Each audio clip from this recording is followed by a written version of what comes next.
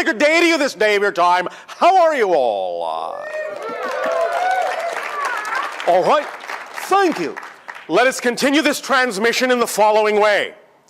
Allow us to continue the idea a little bit of the nexus point and the acceleration going on for you now on Earth, for us, on Esasani, and for the Sirius civilization.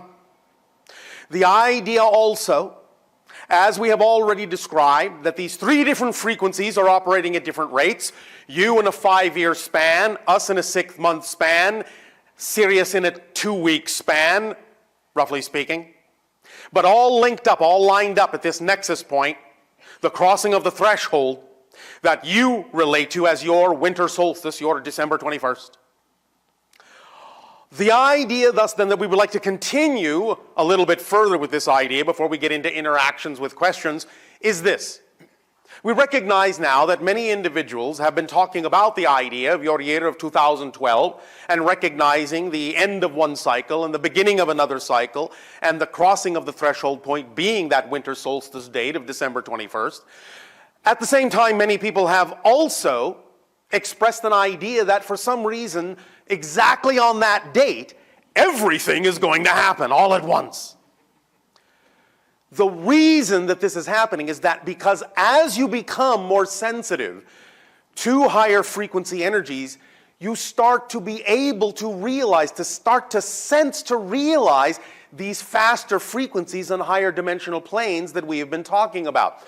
Our civilization, the Sirius civilization, other dimensions, operate on much higher frequencies. Things happen much more quickly there. And because you are now tapping into those energies, you have assumed that the same rate you're picking up on, that these changes will occur for other civilizations, will occur for you in the same way. But that's not so. You have spread it out over a certain period of time because you are experiencing yourself as a physical reality. You're experiencing the idea of time and space. You're experiencing the idea of inertia. And thus then, you want to create that buffer. Yes, of course, you will accelerate and are accelerating. But you will do it within a framework, within a window, within an average acceleration rate that is relevant for the reality experience you are having. Were you to truly experience this crossing of the threshold at a rate that is a higher acceleration than is relevant for your reality, you wouldn't necessarily have as much fun. Let us give you an analogy. In the channel's hand now, we hold air. The idea being similar, shall we say, to the idea of the very rarefied high frequency of the Sirius energy. Well, we can move the hands very rapidly, and the air in the hands isn't going to really feel much of a disturbance at all. Because it is so fluid, so flexible, so malleable, at such a higher frequency rate than the idea of denser matter. Nania, would you please take a little bit of the water at the channel side and pour a little bit into the palms of the channel's hands?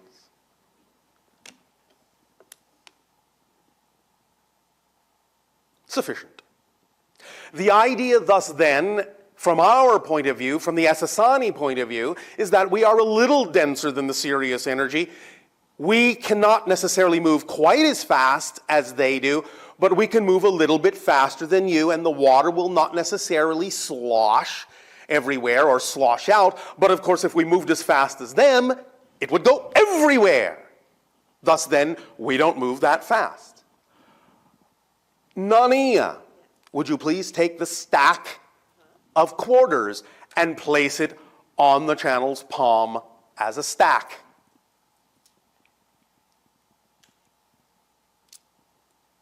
Oh, thank you. This is your reality, and it is even denser.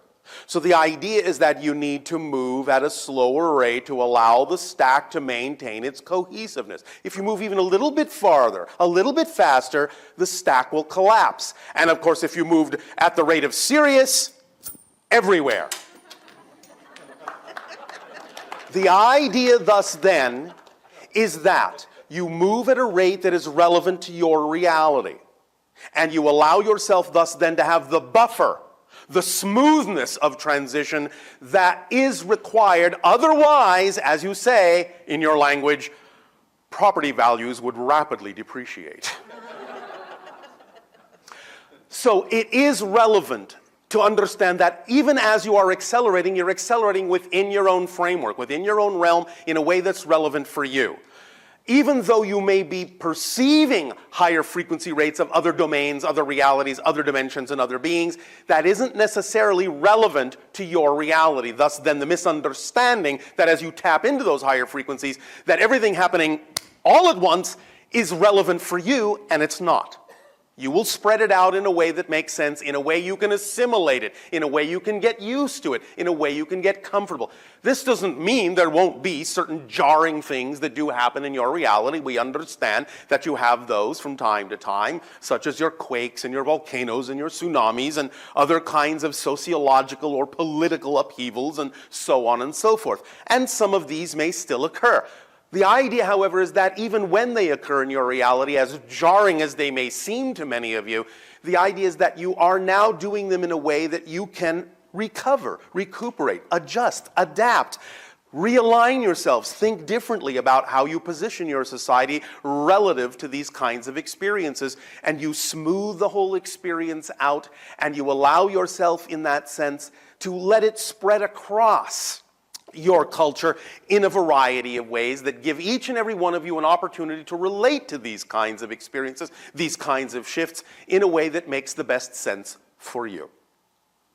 So, allow yourself to relax into whatever rate is the rate that your reality is going. You don't need to be impatient and think that things have to rush as fast as our reality, rush as fast as the serious energy, rush as fast as all the other vibrations you may be picking up on, becoming more sensitive to as an antenna, becoming more sensitive to higher frequency energies. Learn to interpret what is relevant for your reality even as you accelerate. The idea now also, as we have said, is that in our crossing, our vibrational name in our ancient language, being that it was Esasani, will shift to Esasani. We have in our ancient language referred to you, Earth, as Enani, which in our ancient language means the ancestors. Now, after the shift, we will be referring to you vibrationally as Enanika, which is the ancestor spirits, which acknowledges your higher frequency, and that you are becoming more holistic and functioning in a more balanced way between the physical mind and the higher mind. Thus then, Inanika is what you are becoming to us. The serious energy, which has heretofore been labeled by us as Siskine, shall simply be recognized in our language as Os. And these are the three representations in our ancient language of the difference in frequency and the difference in vibration. As we thus then go through this transformation together, bolstering each other, holding each other's hands, as it were, going through this gateway, through this mirror, through this looking glass, together as friends, as family, as companions, we simply always will take the opportunity to remind you that you are always encountering in a variety of ways reflections of yourself in that looking glass. And that even as you often encounter the concept of other beings, pay attention to the fact that what you are also at the same time encountering are other versions of yourself in other realities. Interacting with yourself, helping yourself up the ladder, as you say, pulling yourself up by your own bootstraps. Do you even have bootstraps anymore? It might be a little bit outdated. Nevertheless, you understand the concept. You are helping yourself even as you are being helped. It is always a two-way street, and you are helping others as well by your willingness to be more of who you are and your willingness to go with the flow of that acceleration in whatever way is truly relevant for you. There may be differences, slight differences in acceleration within the overall bubble reality of Earth. That's all well and good. but you will strike an average. For those that are willing to expand, those that are willing to be more of their true selves, there will be an overall average, and some will go a little bit slower and some will go a little bit faster, and that's all well and good. Whatever is relevant for you, whatever is workable for you as an individual and as a collective, remember, as we also recently discussed, it isn't this or that, it's this and that. And even beyond the concept of this and that, it's the recognition that this is that. It's all one, expressing itself in all the ways that it can. And this is the essence and the crux of this transformational age, is that you understand that everything and everyone you interact with, while autonomous unto themselves, and we're not taking anything away from that autonomy, nevertheless, in your reality, your individual reality, you can only experience the versions of everything you agree to create, so that you can experience them made out of your own consciousness, your own energy, your own reflections. So even as you interact with others, you are interacting with yourselves. Always remember the reflection is there for everyone, and that the purest form of relationship is to be the mirrors of reflection for each other that allow each other to become aware of who you truly are and see yourselves much more clearly in that looking glass, in that reflection. In return, thus, then, for allowing us to create this demonstration for you of the way to harmonize the different frequencies by allowing what is relevant to be what you experience. And if you wish, of course, now in the, shall we say, spirit of this acceleration and in the spirit of the demonstration we gave you, if you wish, of course, to change your familiar song, pennies from heaven, to quarters or dollars or whatever you wish, by all means, allow your imagination to be your guide as an expression of abundance, of course, money not being the only one. But allow it to expand in all ways that your imagination so desires, and know that it is not about becoming abundant, it is about becoming aware that you are already abundant, and that you have everything you need. It's just that you may not see it quite yet, but that's all right. Timing is all that matters, is all that's relevant. Allow it to unfold in the way that is natural for you. For each and every one of you is a unique facet of the multidimensional crystal of creation. And by only being your true facet, your true shape, do you thus actually support the whole. Trying to be something you're not does not support the whole idea in a harmonious way. And it is exceedingly exhausting for you to be something you are not, to resist the natural self. Tires you out, wears you down. If you're tired of it, stop being tired.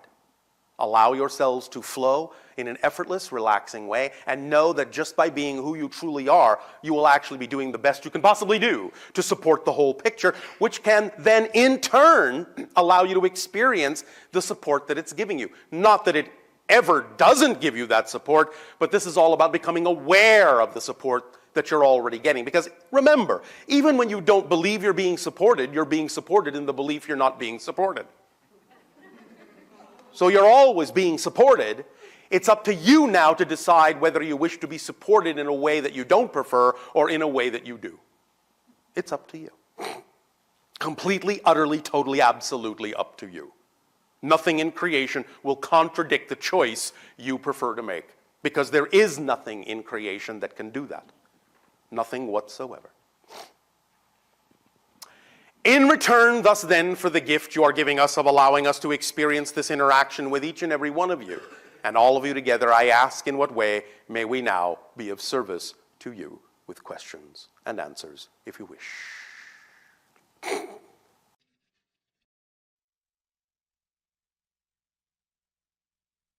But it'll say good day to you this day of your time. How are you all? All right. Thank you.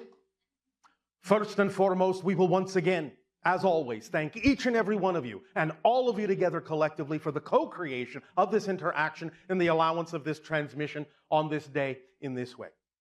Each time you afford us the opportunity to interact with all of you, we get to experience that many more facets of the multidimensional crystal of creation that each of you represent. And so we thank you for the gift of expanding our understanding of all the ways that creation can express itself. We would like to begin this transmission with the title, The Precursors. Now, we have recently sent a transmission talking about the idea of first contact protocols, the stages, the phases that our civilization goes through in contacting another civilization, such as yours. And somewhere on that list, there will usually be the beings that become involved that we refer to as the precursors.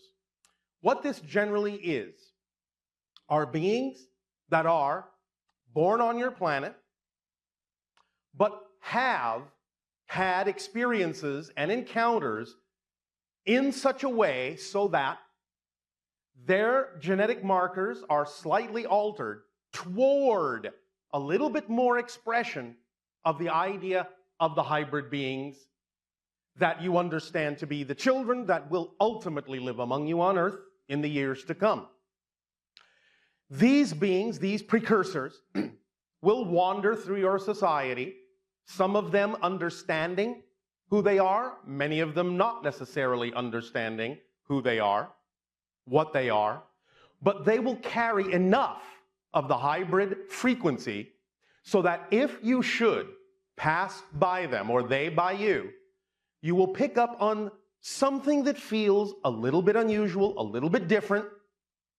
The idea is that they are, by walking among you, getting you used to the idea of the hybrid vibration, which is actually many times stronger than the frequency they are giving off, but you are getting a flavor, a taste, a hint of that frequency, not only to help you acclimate to that vibration, which ultimately will be living among all of you, but also to gauge your response, your reaction to that energy, to see how it is that you are capable or not of integrating that energy within yourself, and thus using that as a barometer to indicate when you might actually be ready for contact with beings that are a little closer to the idea of the true hybrid vibration. Because as we have said before, the idea is that everyone operates at a certain signature frequency, and if you are not vibrationally compatible with frequencies that may in some sense be a little bit more accelerated, a little bit higher than what might be average or typical on your planet, it can actually cause a little bit of imbalance, a little bit of psychic shock within you, as certain compartmentalized concepts and belief systems within you may, by the higher vibration, be forced to the surface, forced to integrate before you are ready to integrate them in a natural way. So the precursors are giving a little bit of a push, a little bit of an indication of the kind of vibration that you may ultimately be dealing with, but it is first and foremost more important that it act toward your ability to integrate more of yourself, to feel an acceleration within yourself that brings to the surface any belief systems within you in an unconscious way that will exist within your personality structure that might be out of alignment with your true vibration, to give you the time, to give you the opportunity to integrate those things, to deal with those things, to identify them, and to let go of those things that do not work for you, that do not serve you in your life, so that by letting them go, you can add their energy to your overall expansion, your overall excitement, and accelerate and raise the frequency of your vibration to make you more compatible with those beings called the hybrids who will ultimately come to live among you. So there can be a smoother integration, a smoother acclimation, a smoother relationship between you. Does this make sense? Not to all of you? All right. So, sometimes, therefore, even though there aren't that many of them in your overall society, sometimes some of you, now and then, may catch a glimpse out of the corner of your eye, someone standing across the street on a corner that looks like they don't quite belong here, or feels like they don't quite fit in. Now, of course, we understand you have many people on your planet that may give you that sense. But obviously, we are talking about a very specific vibration here.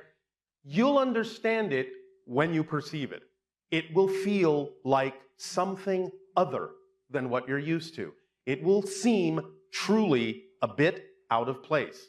It won't, in that sense, necessarily be frightening or anything like that, but you may feel yourself, when you may encounter such beings, feeling slightly displaced, slightly disoriented by the vibration. This is usually a sign that you're standing in the vibrational resonance of a precursor. They may hang around a little bit, they may just pass you by.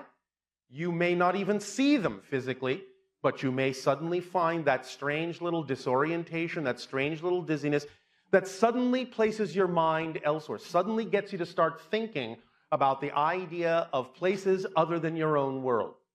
These are usually the symptoms of close proximity to a precursor.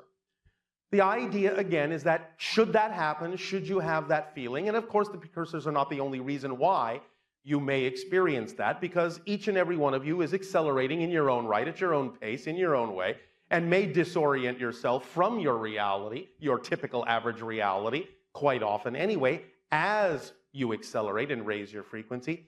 But should you find yourself in that position, allow yourself to drift with it, allow yourself to sit with it, become comfortable with it, and allow it to take you into a new orientation. Allow it to bring into your mind the things that you need to perceive, the things that you need to focus on, the things you need to think about that have to do with who it is you prefer to be, what kind of a world you prefer to have, and the willingness that is within you to expand your reality in ways that heretofore might have seemed like fantasies of the imagination, but ultimately will become your everyday experience.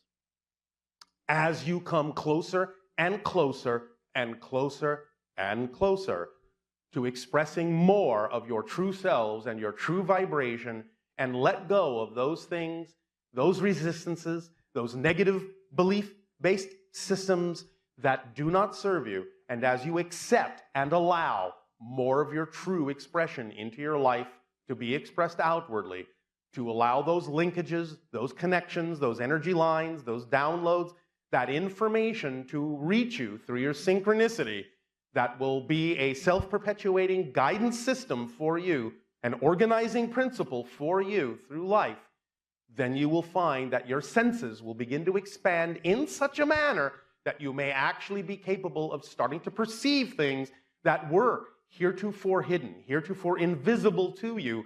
And the next time you may come across such a precursor, you may then, with those expanded senses, know exactly who you're looking at, and they may recognize you. And that will help with that mirroring back and forth cause another level of amplification when you become more self-aware and more aware of what's actually happening all around you, because there are a lot of things going on all around you that you are unaware of, a lot of things that are invisible that will become visible. So don't be too startled when your senses begin to perceive different kinds of levels of energy or different kinds of beings, or where you might actually be able to pierce into parallel realities and see things that most people may not see. If you think you're going crazy, that's all right. It's a good kind of crazy.